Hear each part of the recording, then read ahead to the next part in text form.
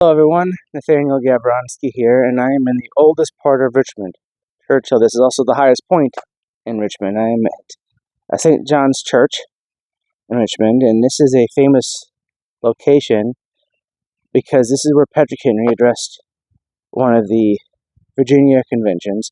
Now, these Virginia conventions, these were housed mostly after Lord Dunmore, the royal governor of Virginia, quit allowing the House of Burgesses to meet. He basically dissolved Parliament, per se. And from that aspect, the Parliament had to meet somewhere. The people had to meet somewhere. And so they picked this church location in Richmond.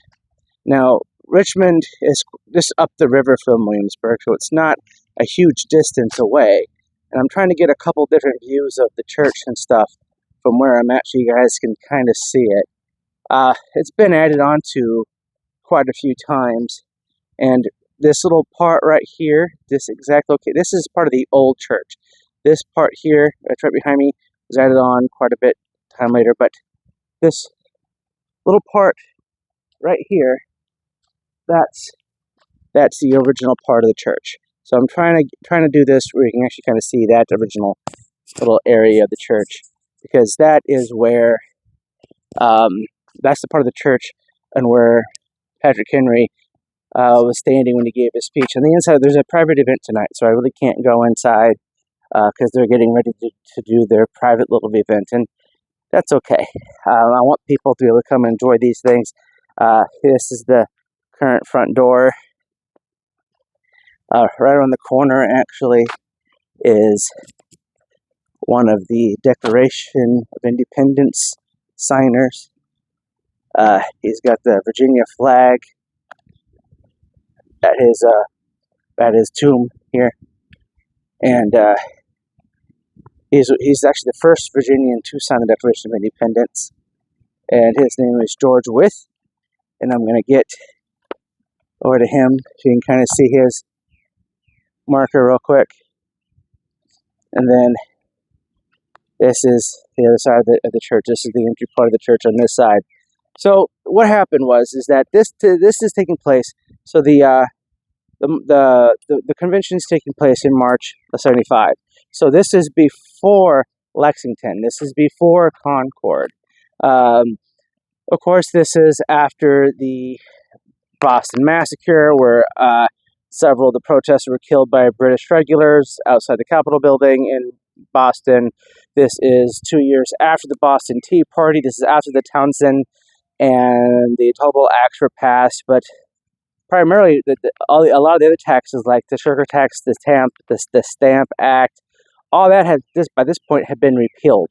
So all you really have left is the fact that British Parliament has acknowledged that they have the right to pass laws and regulate governance of the colonies. That the colonies don't have the right to do so, that is reserved for Parliament in London.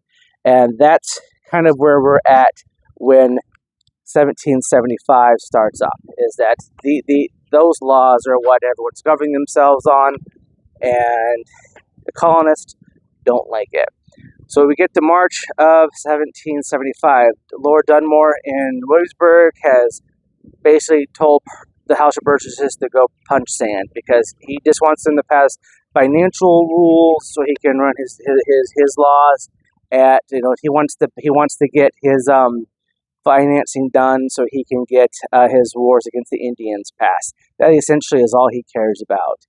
And so other than that, the House of Burgesses is pretty much on its own to do its own thing, which is nothing at all. They do their extra legal parliament groups called, the councils and committees of correspondence, of safety. All the colonies start doing that at this point. Extra legal legislative groups trying to kind of organize and kind of coordinate between colonies to colonies. Patrick Henry is addressing one of those extra legal bodies in this church. Several of the founding fathers are there, especially all the ones from Virginia, because they are members of the House of Burgesses at this time, and this is part of their job. What is Patrick Henry's speech about? He's talking about the Navy and the Army. Why the French and Indian War is over. most of the natives in the surrounding area have been put down or have at least been, subdued for the time being. So what's with all the army? What's with all the sailors? What's with all the Marines? Why are there so many British regulars stationed not only in Massachusetts but up and down the eastern seaboard? He's like, there's no enemy of the British Empire here. Why are there so many of them? Because they're not here for the enemies of Great Britain. They're here for us. They're here to subjugate and to rule with an iron fist us. They are not here for the enemies of Great Britain. They're here to control us. And this is what he's talking about in his speech. Is he's talking about, the Great Britain that we've tried to reconcile. You don't send armies to reconcile peacefully. You send armies to basically subjugate and to put down populations that you wish to control. And that's essentially what he's talking about in his speech. And when I want to get down to the very end of his speech, when he's talking about this, he brings it down to this. This war is actually begun. Our brethren are already in the field. Why stand we here idle? I don't know why he says it that way, but that's what it's written. Is life so dear, or peace so sweet, as to be purchased at the price of chains and slavery? Forbid it, Almighty God. I know not what course others may take, but as for me, give me liberty or give me death. This is what Patrick Henry said right here on March 23rd, 1775. This is the precursor to the revolution. None of the official shots have been fired yet. This is just kind of build up between. This is Virginia. This is quite a ways away from Massachusetts. And they are already having these discussions up and down the countryside. And so something we should all, think about when we discuss, how these events were taking place all over the colonies. They weren't just a local thing. They were a national